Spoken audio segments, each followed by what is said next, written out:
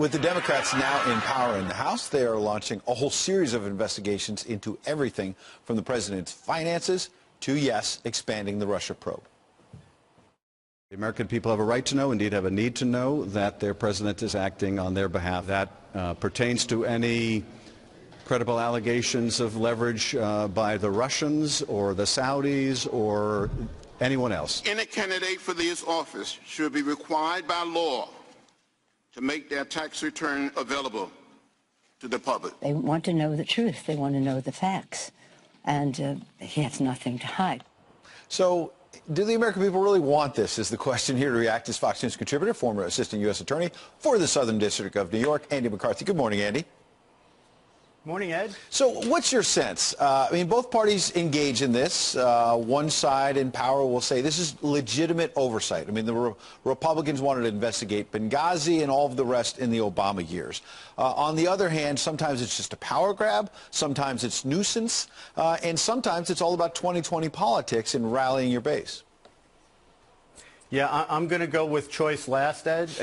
I was thinking about this when you guys were speaking at the top of the program, and it seems to me that the disconnect here is that we keep wondering, is the public going to be supportive of this?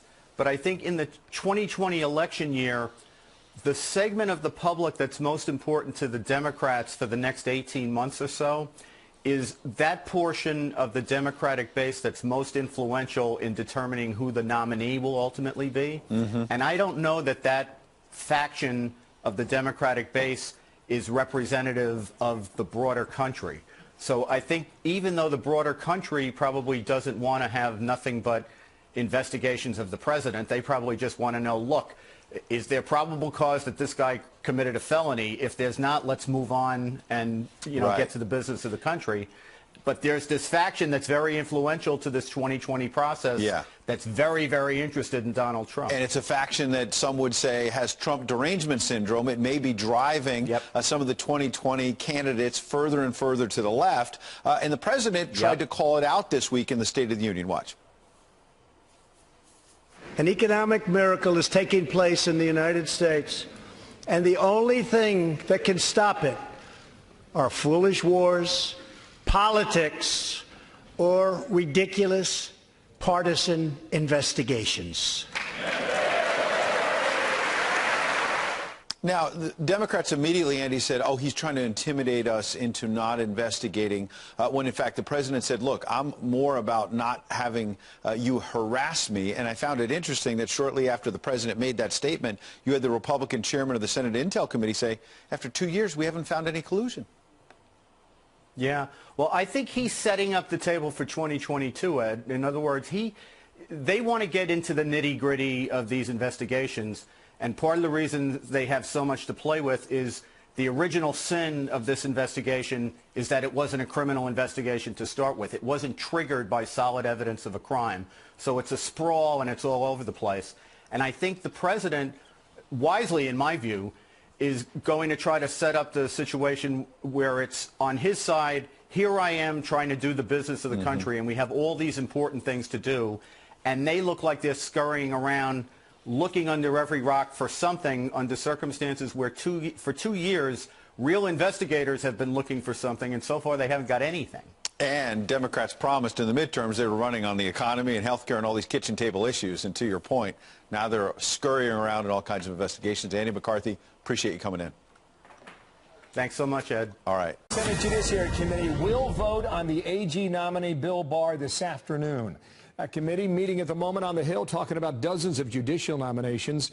The Barr vote originally planned for 10 a.m. will not happen, but we expect it to happen around 12:45 this afternoon. Let's bring in our headliner, Alan Dershowitz. He wrote the book, The Case Against Impeaching Trump. And, sir, welcome back and good to have you on our program. On Bill Barr, do you object in any way to him being the next Attorney General? He will be the next Attorney General, and he will be the adult in the room. He's a very serious person. He's respected on both sides of the aisle. There are going to be some Democrats who probably will raise some fuss about him, but in the end, he'll be confirmed, and I think he will do a great job. He will not kowtow to President Trump. He will not stop the report or try to influence the Mueller investigation.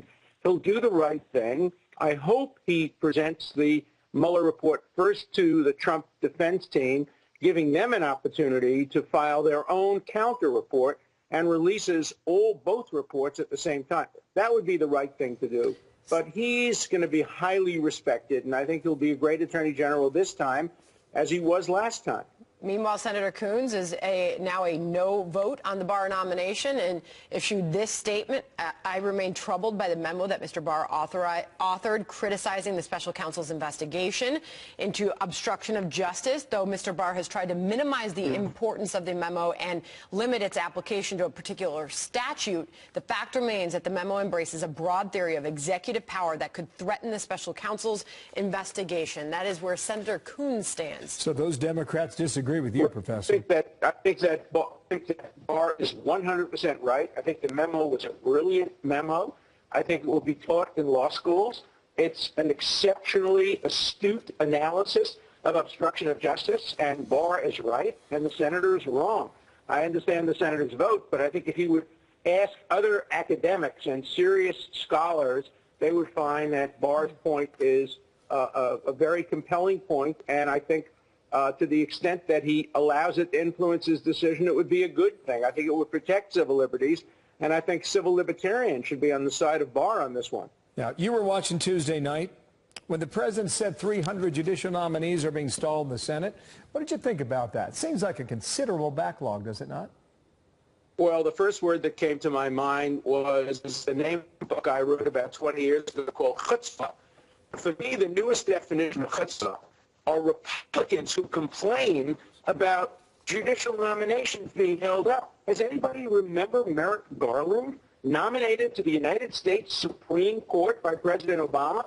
His nomination not only held up, but prevented from coming even to a committee vote. This is a problem that both sides have caused. And when Republicans start whining and complaining, by the way, they're right. These judicial nominees should not be held up. But they shouldn't have held up the judicial nominees of the Democrats. Both sides have to declare peace on this issue and let each side get their nominations go through, except in extreme cases. If you have an unqualified judge, obviously you want to stop that from happening. Look, the Democrats were the ones who abolished the nuclear option, and so much of the fault lies on their side as well. But there's enough fault to go around on both sides here. Thanks for your chutzpah. Nice to have you on today. Alan Dershowitz, thank you. Thanks, Professor. Democrats got the chance to flex their majority muscle today, but the acting attorney general was not having any of it. During a contentious hearing centering on the special counsel investigation, Democrats dished out snarky comments as Matt Whitaker returned fire with his own pointed remarks.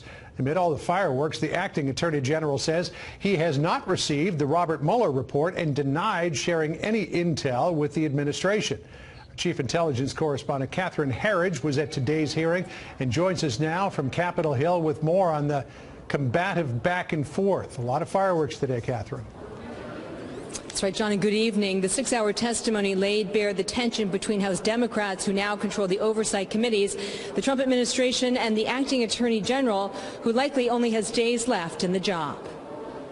I have not talked to the President of the United States about the special counsel's investigation. During the tense House hearing, Acting Attorney General Matthew Whitaker said his briefings on the Robert Mueller Russia probe were not shared. I have not talked about the special counsel's investigation with senior White House officials. The hearing was in doubt after the new Democratic chairman Jerry Nadler threatened to issue a subpoena if Whitaker, who oversees the Russia probe, refused questions about his communications with the White House. Why did President Trump choose to replace Attorney General Sessions with an outspoken critic of the special counsel? Republicans charged the subpoena threat was political theater, pointing to this letter from Nadler a day earlier that a deal was brokered. We were informed about 7 o'clock last night that an agreement had been made, and it was a full cave by the committee chairman.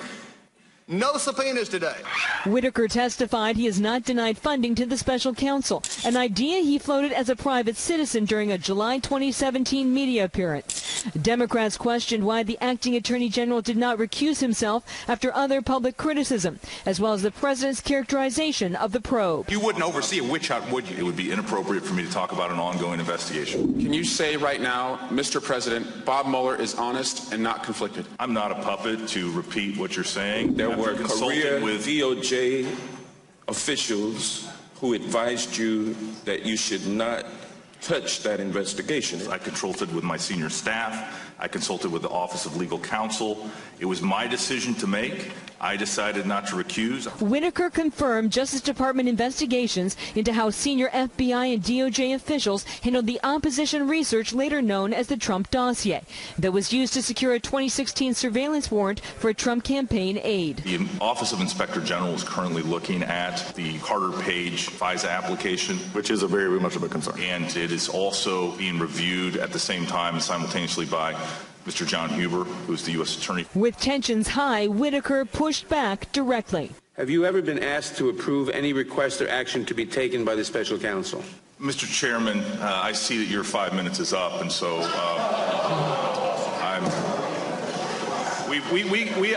I'm here voluntarily. We have agreed to 5-minute rounds, and Whitaker also testified that he has not had discussions about possible pardons for Trump aides who have been convicted or pled guilty in the course of the Mueller investigation, John. An interesting hearing today. Catherine Herridge for us on Capitol Hill tonight. Catherine, thanks.